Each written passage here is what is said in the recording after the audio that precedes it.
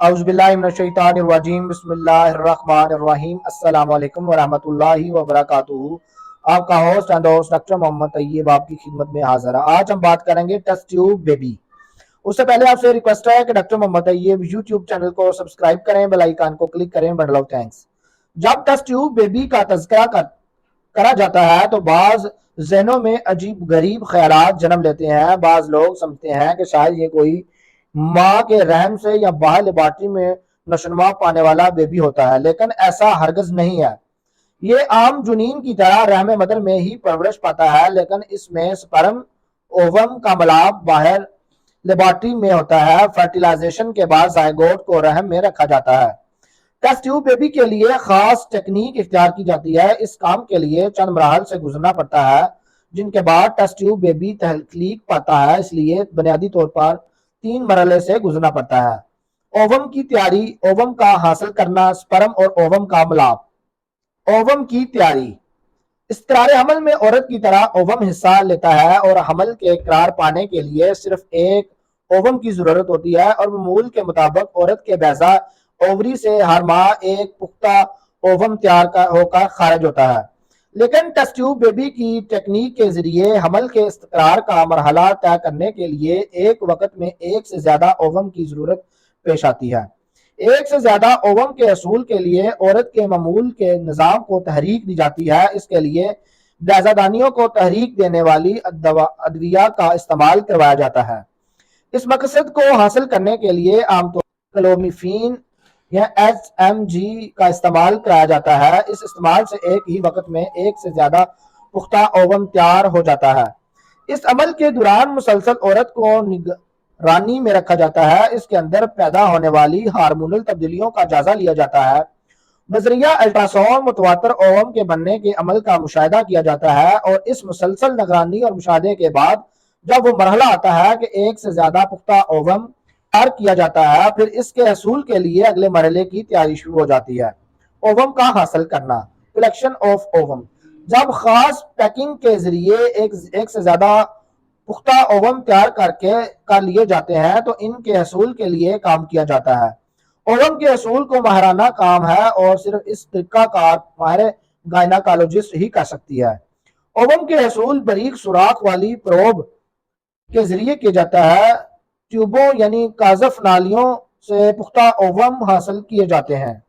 इन ovum को हासिल करने के लिए जो तरीकाकार इख्तियार किया जाता है, इसमें 2 तरीकों से मदद हासिल की जाती है, अल्ट्रासाउंड की मदद से और लिप्रोस्कोपी की मदद से। अल्ट्रासाउंड की मदद से जब ओवम का हासिल किया जाता है तो दूसरे तरीका लिप्रोस्कोपी की निस्बत सहल है, सहूलत से ओवम हासिल कर लिया जाता है।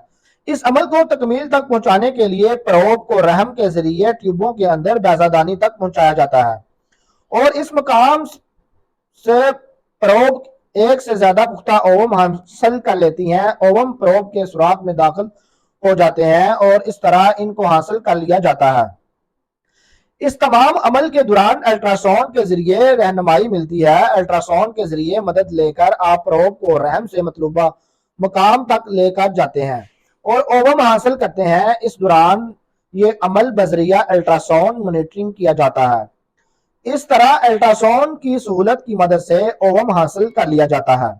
लिप्रोस्कोपी। दूसरा तरीका लिप्रोस्कोपी की मदद से ओवम का हसूल है। इस मकसद के लिए पेट के रहम के मकाम पर माइनर सर्जरी की जाती है और बाकायदा कट लगाकर एक टेलीस्कोप जो कि लिप्रोस्कोपी कहलाती है, जो औरत के जिस्म के अंदर दाखिल की जाती है और इसको रहम में रखा जाता है। यहाँ से फेलोपियन ट्यूब और बैजादानी को वाज़ेह तौर पर देखा जाता है। फिर इस लिप्रोस्कोपी की रहनुमाई में प्रोब को बैजादानी तक ले जाया जाता है और वहां से पुख्ता ओवम हासिल कर लिया जाता है। ये अमल ऊपर वाले अल्ट्रासाउंड वाले अमल से दुश्वार है और ज्यादा महारत का मुतकाजी है। इसमें माइनर सर्जरी के लिए औरत को बाकायदा तौर पर एनेस्थीसिया देना पड़ता है। ओवम प्रोब में महफूज कर लिए जाते हैं और फिर रहम को टांके लगाकर ड्रेसिंग कर दी जाती है। इसके बाद आत्मी मराहल फर्टिलाइजेशन का अमल हो जाता है। नंबर 3 में आता है स्पर्म ओवम का मिलाप, फर्टिलाइजेशन। औरत की पैदादानी से पुख्ता ओवम हासिल करने के बाद टेस्ट ट्यूब बेबी का तीसरा मरहला और अहम मरहला यानी स्पर्म और ओवम के मिलाप फर्टिलाइजेशन का अमल शुरू हो जाता है। اس مقصد کے لیے کہا جاتا ہے کہ جس عورت کی بیضادانی سے اووم حاصل کیے جاتے ہیں اس کے خاوند کی منی سپرم حاصل کی جاتی ہے اور پھر لیبارٹری میں مخصوص طریقہ سے اس منی میں حاصل کردہ ایک سے زیادہ پختہ اووم ڈال دیے جاتے ہیں۔ مائکروسکوپ کے ذریعے مسلسل ان کا مشاہدہ کیا جاتا ہے۔ عام طور پر 18 گھنٹے کے اندر اووم فرٹیلائز ہو جاتے ہیں۔ بعض اوقات ایک یا بعض اوقات تمام اووم فرٹیلائز ہو جاتے ہیں۔ اب ان فرٹیلائز اووم کو جو کہ سپرم کے ملنے سے زائگوٹ بن جاتے ہیں خاص مشین انکوبیٹر میں رکھا جاتا ہے۔ اس دوران یہ 2 سے 4 سیلز میں تقسیم ہو جاتے ہیں، یعنی استقرار حمل کے بعد مرحلہ شروع ہو جاتا ہے۔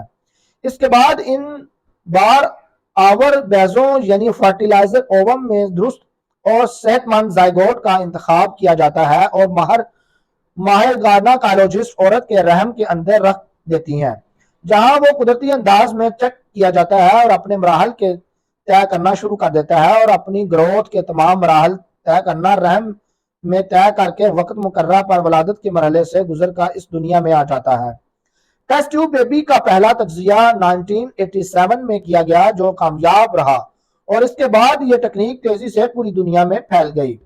مختلف ممالکوں سے اس طریقہ سے ان جوڑوں کی مدد کی جاتی ہے جو ولادت کی نعمت سے محروم ہوتے ہیں، اور جوڑوں کے لیے اولاد کا حصول کے لیے یہ اچھا طریقہ ہے، لیکن ہمیں بحیثیت مسلمان اپنے مذہب کے احکامات کو دیکھنا ہوگا۔ اس طریقہ وہ مذہب کے اصولوں پر رکھنا ہو تو اس سلسلے سے اگلے ویڈیو میں ہم آپ کے ساتھ اس کی ساری ڈیٹیل شیئر کریں گے۔ بہت شکریہ ہمارا یوٹیوب چینل دیکھنے کے لیے۔ ڈاکٹر محمد طیب کو اجازت دیجیے۔ اللہ حافظ۔